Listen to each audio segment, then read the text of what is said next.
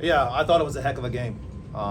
There wasn't some things pretty, but both teams competed extremely hard, and the unfortunate on the side we are right now, where they got us with the score. It was a close, hard-fought game. I thought we came into the game the right way, played the right way. The frustrating thing that sticks out right now, we just left too many things out there that I think we're capable of.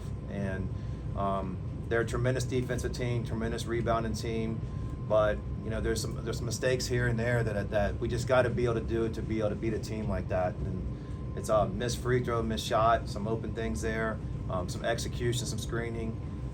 There's probably 25 of those, and if we, only have 20 of them, we're winning the game. So we got to learn from it. The unfortunate part is, two teams wanted to win desperately. We're on the wrong side of it, but give credit to Tennessee. I thought, they did, especially in the last minute and a half, they did the things to win. Graham in Atlanta. Coach, 13 seconds, you guys had a chance to tie the game. I believe you guys had a timeout remaining. Can you take me through the decision not to call the timeout there? It was coming after a free throw, and so we already had the play called that we would do right there. There's no reason to burn a timeout.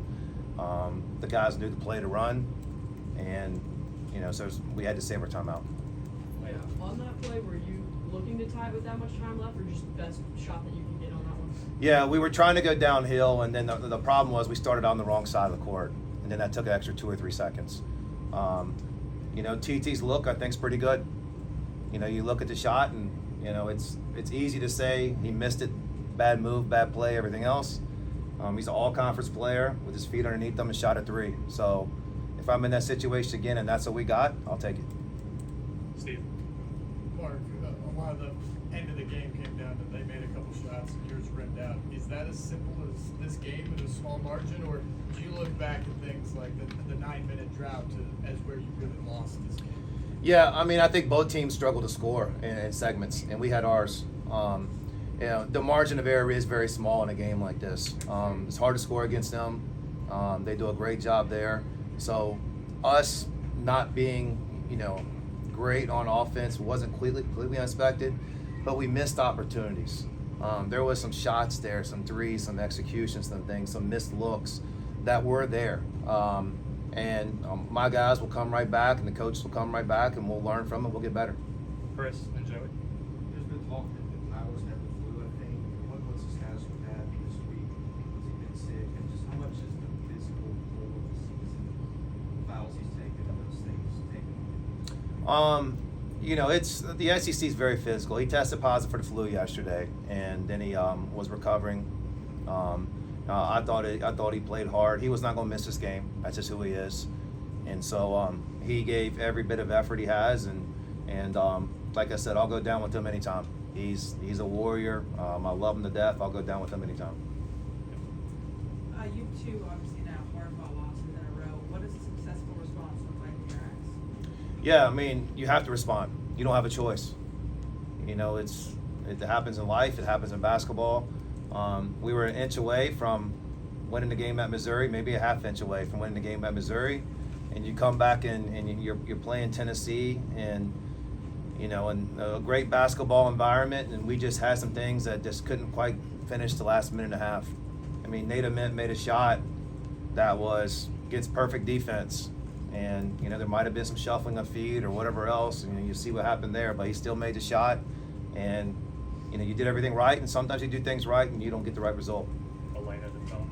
Felt like Tennessee was just playing really close on Tyler Nichols today. What did you see from them, and how difficult it was for him to kind of get his shot off today? Yeah, obviously he was a key for him, and he had trouble getting loose, but I think he did have some opportunities that I think he wants back too. It was a couple of things where against a good defensive team, sometimes you don't expect something to be open, and I think there was a couple windows where he was open, and I know he'll come right back and he'll respond. He's a big part of our team, and he did other things well.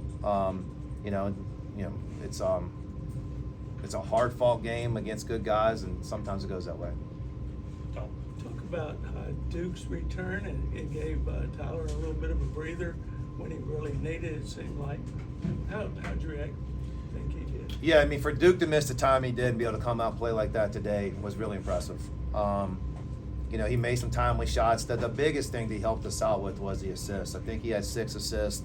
That having another playmaker on the court was really big. And we'll get to our team and get some things going that we'll be able to fix. But going forward with Duke, we're going to be way better. And I thought for him coming back in this game, I thought he played well. Joey. You mentioned with Tyler Nickel, like when he was actually open, it kind of felt like he wasn't as open. I think you mentioned that with them last year too. Did you feel like that maybe had an effect on everybody a little bit with the way they defend? Yeah, I mean, you know, sometimes it's, you know, you always talk about, you know, what was happening with us and you discredit the other team. And that's not a situation right here where they did a good job and we still could have won. And so they did a good job on Tyler Nickel. We still could have won. He could have some open plays. It was a hard-fought game. And, you know, I would love to be able to sit there and say we played hard, we competed, and it's going to be a happy ending. But this is sports, and this is high-level sports. So it didn't go our way tonight. So we got to come right back. We got our last home game of the year on Wednesday. Then we got to finish the last 3 on the road, and it's a big game on Wednesday. So we got to come back ready to play. Last question for everybody. Mark, right here. Just what was your assessment of Tennessee's front court in person and how big of a matchup that was in today's game? Yeah, I mean, it kind of helped us. Felix was in foul trouble. I think he's a terrific player. And, you know, they played without JP today and another really good player.